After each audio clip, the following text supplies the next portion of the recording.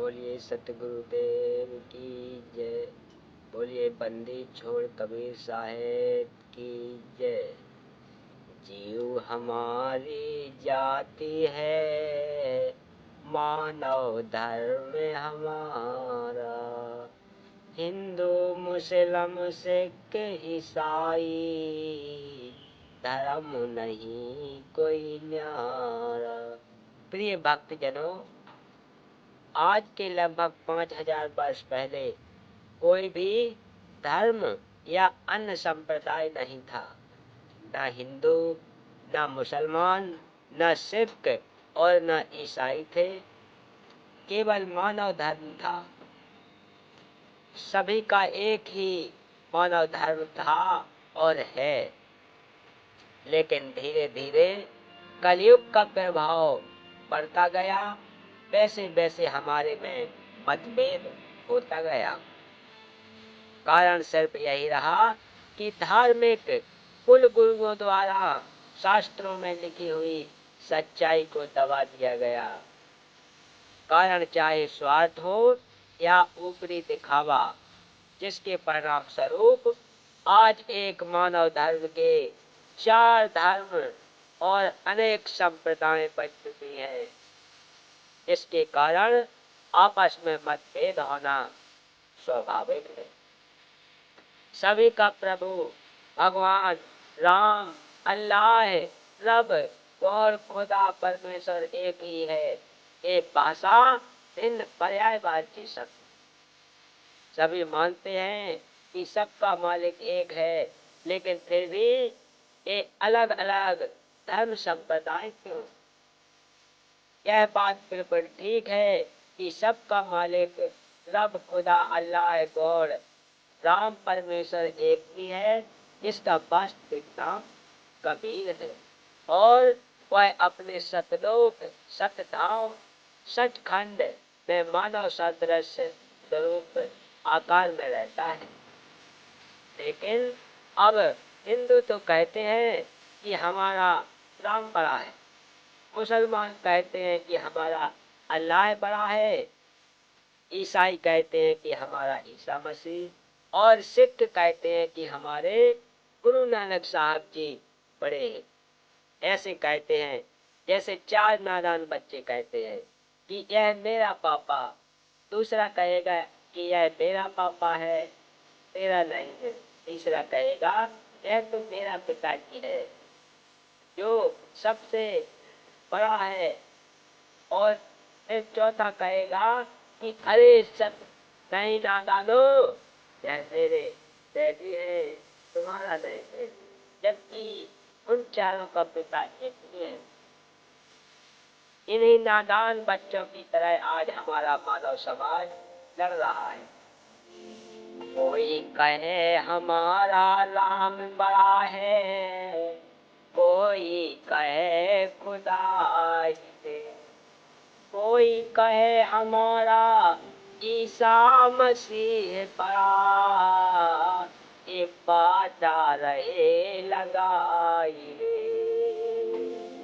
जबकि हमारे सभी धार्मिक ग्रंथों व शास्त्रों में उस एक प्रभु मालिक रब, खुदा, अल्लाह, राम साहिब, गॉड, परमेश्वर का प्रत्यक्ष नाम लिखकर महिमा गाई है कि वह एक मालिक प्रभु कबीर साहिब है, जो सतलोक में मानव सदृश स्वरूप में यानी आकार में रहता है।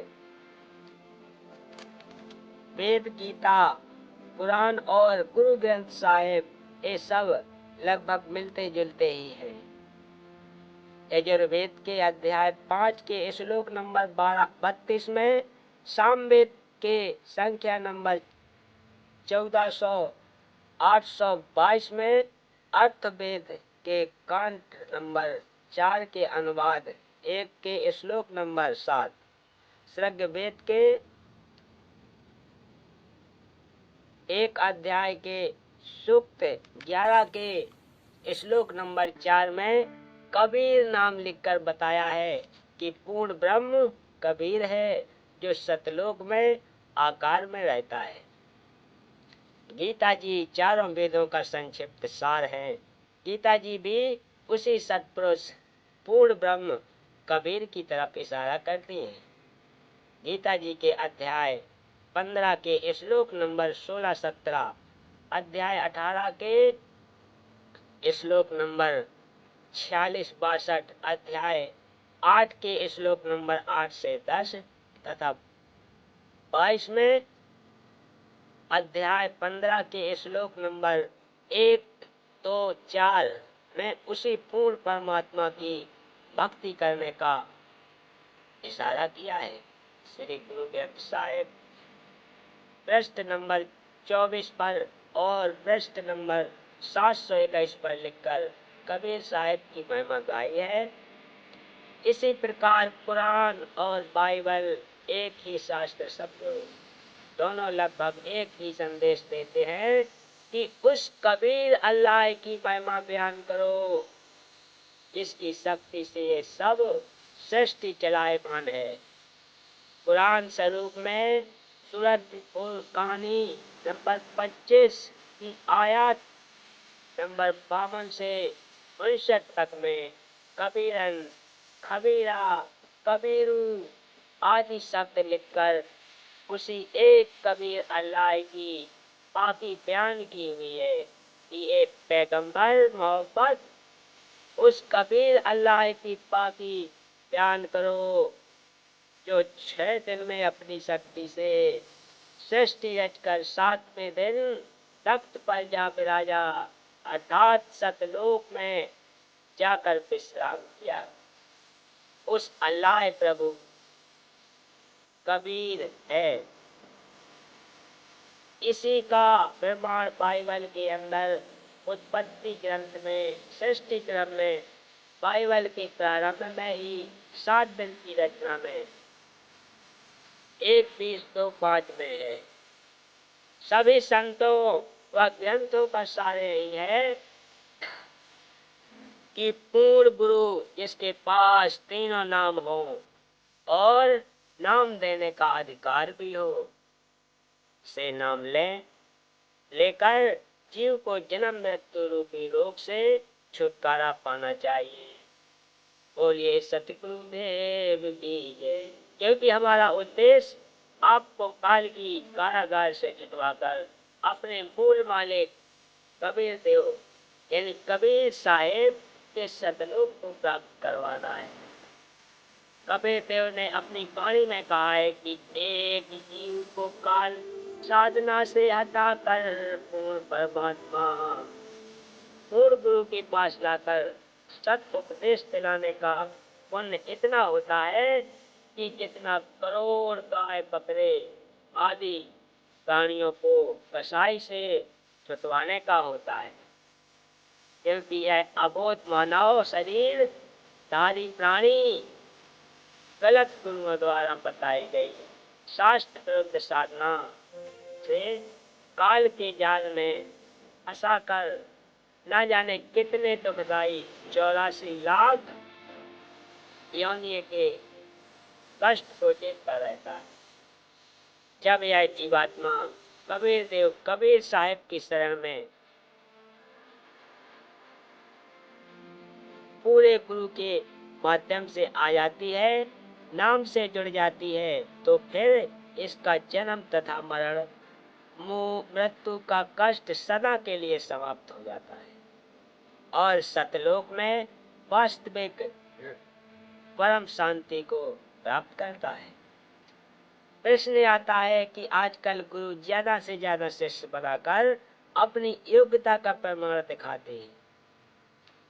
अर्थात हर कोई 4 कथा सीख लेता है और कहता है मैं भी नाम दे देता हूँ और भोली भाली आत्माओं को काल के जाल में डाल देता है। क्योंकि शास्त्रों के विरुद्ध नाम उपदेश देने वाले और जपने वाले सभी निश्चय ही नरक के अधिकारी होंगे और उनको नरक में उल्टा लटकाया जाएगा। यह शास्त्र गीता वेद व ग्रंथ सर्व ग्रंथ ही बताते हैं। इसी कथन को सिद्ध करने के लिए एक संक्षिप्त कथा बताता हूँ। एक समय की बात है कि सभी को पता चला कि राजा परीक्षित को 7वें दिन सर्प डसेगा और उसकी मृत्यु होगी। इस बात का पता लगने पर सभी ने सोचा कि 7 दिनों तक राजा परीक्षित को भागवत की कथा सुनाई जाए, ताकि इसका यहाँ से मोह हट जाए और प्रभु के चिंतन में लग जाए। क्योंकि मरते समय जिसकी जैसी भावना होती है वह उसी को प्राप्त होता है। सभी ने कहा कि अति उत्तम है, लेकिन अब क्या करें? कौन कौन इस प्रश्न पर प्रश्नवाचक का चिन्ह लग जाता है। इस समय वहां उपस्थित सभी महर्षियों ने, यहाँ तक कि श्रीमद् भागवत सुधा सागर के रचयिता महर्षि वेद व्यास जी ने भी अपने आप को कथा सुनाने के योग्य नहीं समझा, क्योंकि उनको पता था कि हमारे अंदर यह समर्था नहीं है। इसलिए क्यों एक जीव के जीवन को नष्ट करके पाप के भागीदारी बने। क्योंकि 7वें दिन परिणाम आना था, इसलिए 7 दिन तक कथा सुनाने की किसी की हिम्मत नहीं पड़ी, क्योंकि सभी को अपनी औकात का पता होता है। स्वर्ग से सुखदेव जी को भागवत की कथा करने के लिए बुलाया गया और तब राजा परीक्षित का मोह यहाँ से हटा और स्वर्ग की प्राप्ति। स्वर्ग में सुख भोगने के पश्चात वापिस नरक में अर्थात फिर 84 के चक्कर में काटेगा। यहाँ का हार्ड एंड फास्ट रूल है, अर्थात अटल नियम है। यह उपलब्धि भी 3 लोक के पूर्व गुरु बिना प्राप्त नहीं हो सकती। ठीक इसी प्रकार जब किसी स्थान पर प्रधानमंत्री आ रहा हो तो उसके आने से पहले 2-3 बहुत अच्छे वक्ता, गायक व तबला पेंटी बजाने वाले जो बहुत सुरीली और आकर्षक आवाज से दर्शकों को प्रभावित करते हैं, लेकिन वे जो कह रहे हैं उनमें से एक भी करने में सक्षम नहीं है। लेकिन जब प्रधानमंत्री आता है तो वह कम से कम शब्दों में कहता है, क्या कहता है कि आगरा में इंटरनेशनल कॉलेज बनवा दो, चंडीगढ़ में इंटरनेशनल यूनिवर्सिटी बनवा दो आदि। सिर्फ इतना कहकर पीएम साहब चले जाते हैं। उन्होंने उनके कहने से अगले दिन ही वह कार्य प्रारंभ हो जाता है, क्योंकि उनके वचन में शक्ति है। और यदि यही बात आप और मेरे जैसे आम व्यक्ति कहें तो हमारी बड़ी मूर्खता हो, क्योंकि हमारे वचन में इतनी शक्ति नहीं है, जबकि प्रधानमंत्री के लिए यह सब साधारण सी बात है। इन तथ्यों को प्रमाणित करने के लिए कुछ वाणियां अवश्य पढ़ें और गहन विचार करें तथा अति शीघ्र गुरु मंत्र प्राप्त करें। पंडित और मसाल जी दोनों सूझे नाय, औरों ने करे चांदना, आप अंधेरे माए। करनी तज कथनी कथे, अज्ञानी दिन रात। कुकर जो भौंकत फिरे, सुनी सुनाई बात। बीजक की बाता कहे, बीजक नाई हाथ। पृथ्वी डोबन उतरे, कह कह मीठी बात। बीजक की बाता कहे, बीजक नाही पास। औरों को प्रमोद ही, आपन चले निराश। कथनी के सूर्य गने कथे अटंबर ज्ञान बाहर जब आवे नहीं लीद करे मैदान। बोलिए सतगुरु देव की जय।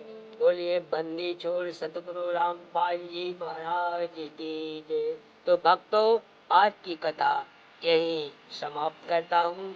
अगर आप मेरे चैनल पर नए हो तो प्लीज मेरे चैनल को सब्सक्राइब कर लो, ताकि आगे और भी ऐसे ही वीडियो आपको मिलते रहे।